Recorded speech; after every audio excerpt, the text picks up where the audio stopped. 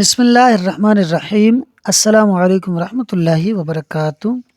پچھلی ویڈیو میں ہم نے تاکید کے بارے میں پڑھا تھا۔ آج کی ویڈیو میں ہم بدل کے بارے میں پڑھیں گے۔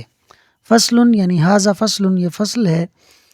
البدل بدل تابع ایسا تابع ہے، ینسب منسوب کیا جاتا ہے، الیہ اس کی طرف، ما وہ حکم، نصبہ جو منسوب کیا گیا ہو، الی متبوعہ اس کے متبوع کی طرف۔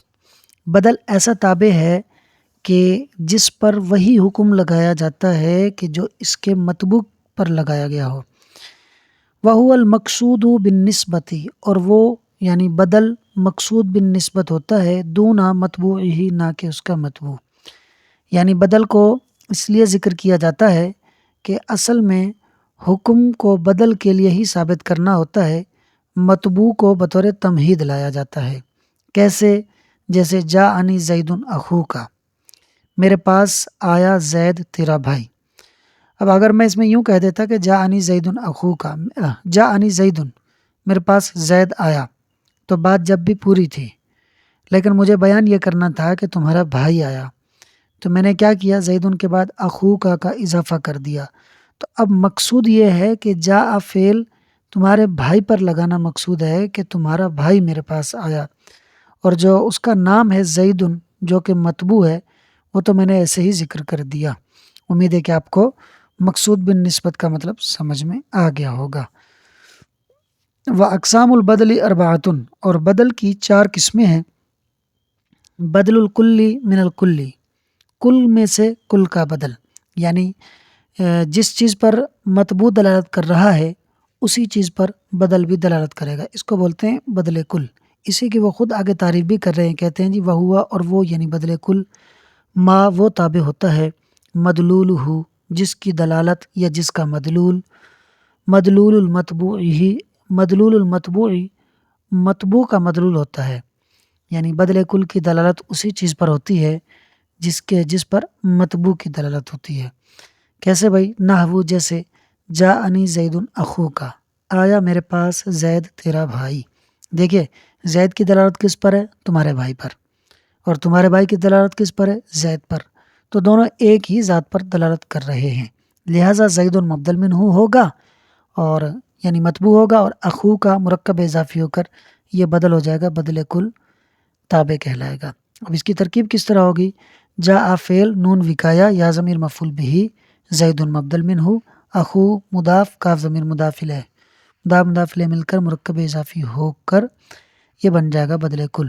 زید مبدل منہ اپنے اس بدل کل سے مل کر یہ بن جائے گا جاء فعل کا فاعل، فعل فاعل مفعول بہ مل کر جملہ فعلیہ خبریہ ہوا۔ و بدل البعضی اور بدل بعض یہ دوسری قسم ہے۔ و بدل البعضی من الکلی اور کل میں سے بعض کا بدل، کیا مطلب بھائی؟ بدل بعض وہ بدل ہوتا ہے، وہ تابع ہوتا ہے جو متبوع کے پورے مدلول پر دلالت نہیں کرتا، یعنی جس چیز پر متبوع کی دلالت ہوتی ہے بدل بعض کی اس پوری چیز پر دلالت نہیں ہوتی بلکہ اس کے جز پر دلالت کرتا ہے، اس لیے اس کو بدل بعض کہتے ہیں۔ بعض کا مطلب جز۔ اس کی تعریف وہ خود بھی کر رہے ہیں، کہتے ہیں جی وہوا اور وہ یعنی بدل بعض، ما وہ تابع ہوتا ہے، مدلول ہو جس کا مدلول یا جس کی دلالت، جز او مدلول المتبوعی متبوع کے مدلول کا جز ہوتا ہے۔ بدل بعض وہ تابع ہوتا ہے جس کا مدلول متبوع کے مدلول کا جز ہوتا ہے۔ کیسے بھائی؟ نحو جیسے ضربت زیدن رأسہ، میں نے زید کو مارا یعنی اس کے سر کو مارا۔ اس مثال میں دیکھیے زیدن یہ ہے مبدل منہ، یہ ہے متبوع، اس کی دلالت ہے پورے زید پر، سر سے لے کر پاؤں کے ناخن تک، جبکہ رأسہ یہ ہے بدل اور بدل بعض ہے، اس کی دلالت ہے زید کے سر پر، لہٰذا رأسہ جو ہے یہ بدل بعض ہے۔ اب اس کی ترکیب کس طرح ہوگی؟ ضربتو کے اندر ضرب فعل، تو ضمیر اس کا فاعل، زیدن مبدل منہ، رأسہ مرکب اضافی ہو کر بدل بعض، مبدل منہ اپنے بدل بعض سے مل کر ضربتو فعل کا مفعول بہ، فعل فاعل مفعول بہ مل کر جملہ فعلیہ خبریہ ہوا۔ یہ بدل کی دوسری قسم۔ اب تیسری قسم ہے جی و بدل الاشتمالی اور بدل اشتمال، کیا ہوتا ہے؟ وہوا اور وہ یعنی کہ بدل اشتمال، ما وہ تابع ہوتا ہے، مدلول ہو جس کا مدلول یا جس کی دلالت، متعلق المتبوعی متبوع کے متعلق ہوتا ہے، جس کا مدلول متبوع کے متعلق ہوتا ہے، یعنی بدل اشتمال کی دلالت نہ تو مطبوع کے کل پر ہوتی ہے، مطبوع کے مدلول کے کل پر ہوتی ہے، نہ اس کے جز پر ہوتی ہے، بلکہ اس چیز پر ہوتی ہے جس کا تعلق مطبوع کے ساتھ ہوتا ہے۔ کیسے بھائی؟ کَصُلِبَ زید ثوبہ، جیسا کہ زید کے کپڑے سلب کر لیے گئے، سلبہ سلب کر لیے گئے، زید کو، ثوبہ یعنی اس کے کپڑوں کو، زید کو یعنی اس کے کپڑوں کو سلب کر لیا گیا۔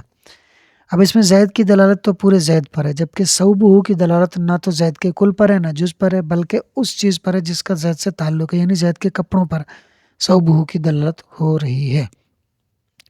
لہٰذا اس کی ترکیب یوں ہوگی، سلبہ فعل مجہول، زید مبدل منہ، ثوبہ مرکب اضافی ہو کر بدل اشتمال، مبدل منہ اپنے بدل اشتمال سے مل کر سلبہ فعل مجہول کا نائب الفاعل، فعل مجہول اپنے نائب الفاعل سے مل کر جملہ فعلیہ خبریہ ہوا۔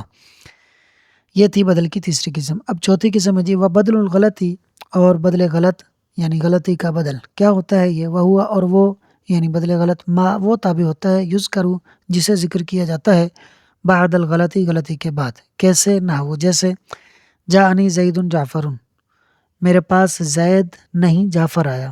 اب اس مثال کے اندر بیان تو مجھے یہی کرنا تھا کہ میرے پاس جعفر آیا، لیکن غلطی سے میں نے زید بول دیا، تو پھر اس غلطی کے فوراً بعد میں نے اس کو درست بھی کر لیا جعفر بول کر، لہٰذا جعفر بدل غلط ہوگا، یعنی غلطی کا بدل غلطی کی جگہ پر جو آ جائے۔ اچھا، اس کی ترکیب یوں ہوگی، جاء فعل نون وقایہ یا ضمیر مفعول بھی، زید مبدل منہ، اور جعفر بدل غلط، مبدل منہ اپنے بدل غلط سے مل کر جاء فعل کا فاعل، فاعل مفعول بھی مل کر جملہ فعلیہ خبریہ ہوا۔ دوسری مثال بدل غلط کی، ورأیت رجلا حمارا، اور میں نے آدمی کو نہیں گدھے کو دیکھا۔ اب یہاں مجھے بتانا یہی تھا کہ میں نے گدھے کو دیکھا، لیکن غلطی سے میں نے رجلن کہہ دیا، تو میں نے اس غلطی کو دور کرنے کے لیے رجلن کے فوراً بعد پھر حمارن بھی کہہ دیا۔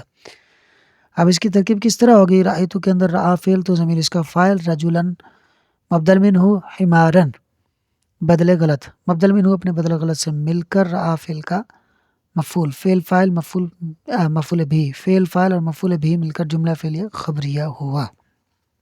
اب بدل کے کچھ قواعد بیان کر رہے ہیں۔ والبدل، اور بدل، ان کانا نکرتن اگر نکرہ ہو، من معرفت معرفہ سے، یعنی مبدل منہ متبوع معرفہ ہو اور بدل یعنی تابع نکرہ ہو، تو کیا کرنا چاہیے، یجب نعتہ، تو واجب ہے اس کی یعنی بدل کی صفت بیان کرنا۔ پھر بدل کو ڈائریکٹ بدل نہیں بنائیں گے، بلکہ پہلے اس کی صفت بیان کریں گے۔ کیسے؟ کا قولہ تعالی، جیسے کہ اللہ تعالیٰ کا فرمان ہے، بالناصیۃ ناصیۃ کاذبۃ خاطئہ۔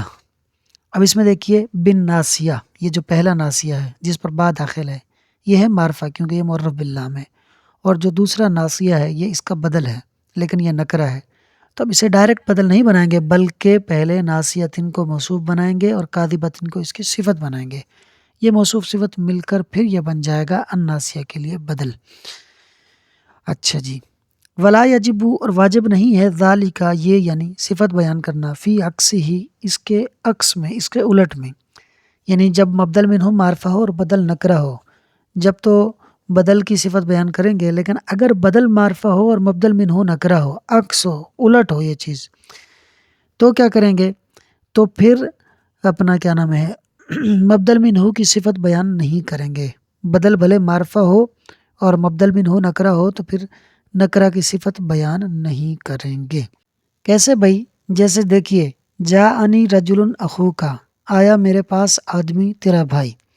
اب اس مثال میں آپ دیکھ لیے، رجل یہ نکرہ ہے اور اخوک یہ مرکب اضافی ہونے کی وجہ سے معرفہ ہے، رجل متبوع ہے یعنی مبدل منہ ہے، اور اخوک یہ تابع ہے یعنی بدل ہے، مبدل منہ نکرہ ہے اور بدل معرفہ ہے، تو اب ایسی صورت کے اندر مبدل منہ یعنی رجل کی صفت بیان نہیں کی جائے گی۔